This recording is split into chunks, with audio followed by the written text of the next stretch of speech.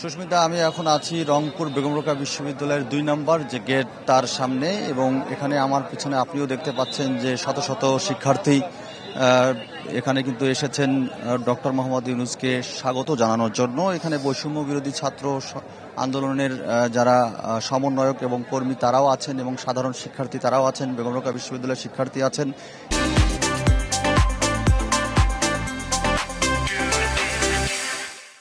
এবং নানা যে শিক্ষা প্রতিষ্ঠানগুলো আছে রংপুরের, সেই শিক্ষা প্রতিষ্ঠানের শিক্ষার্থীরাও আসছেন, এবং সাথে কিন্তু সাধারণ জনগণ তারাও এসেছেন।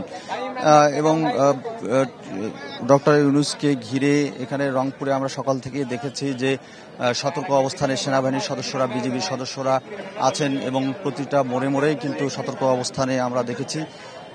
এবং আমরা খোঁজ নিয়েছি যে ডক্টর মোহাম্মদ ইউনূস তিনি আবু সাঈদের কবর জিয়ারত এবং পরিবারের সমবেদনা শেষে তিনি রওনা দিয়েছেন, এবং আমরা জানতে পেরেছি যে তিনি হয়তো প্রথমে রংপুর মেডিকেল কলেজ হাসপাতালে যাবেন, সেখান থেকে বেগম রোকেয়া বিশ্ববিদ্যালয়ে এখানে আসবেন, এবং এখানে কিন্তু বেগম রোকেয়া বিশ্ববিদ্যালয়ের ভিতরে তার একটি সভা আছে, মতবিনিময় সভা। সেখানে বৈষম্য বিরোধী ছাত্র আন্দোলনের যারা সমন্বয়ক আছেন তারা উপস্থিত থাকবেন, বেগম রোকেয়া বিশ্ববিদ্যালয়ের শিক্ষক তারা থাকবেন, এবং তাদের উপস্থিতিতে তিনি কিন্তু এখানে মতবিনিময় সভা করবেন।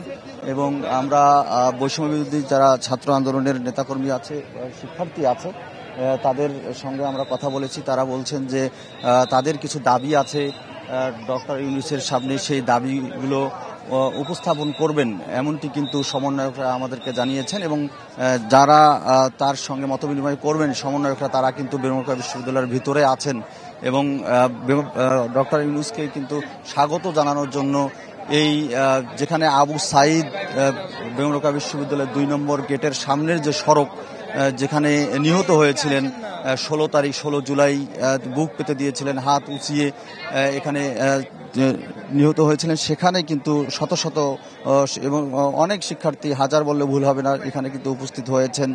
এবং সকাল থেকেই আমরা দেখেছি যে শিক্ষার্থীরা এখানে উপস্থিত হয়েছেন, এবং আমরা জানতে পেরেছি যে খুব কাছাকাছি তিনি চলে এসেছেন পীরগঞ্জ থেকে, এবং অনেকে এবং কিছুক্ষণের মধ্যে হয়তো বা বেগম রোকেয়া বিশ্ববিদ্যালয়ে তিনি পৌঁছাবেন, এবং তাকে স্বাগত জানানোর জন্য শিক্ষার্থীরাও এখানে আছেন। তো এই ছিল এখানকার সর্বশেষ। সুস্মিতা।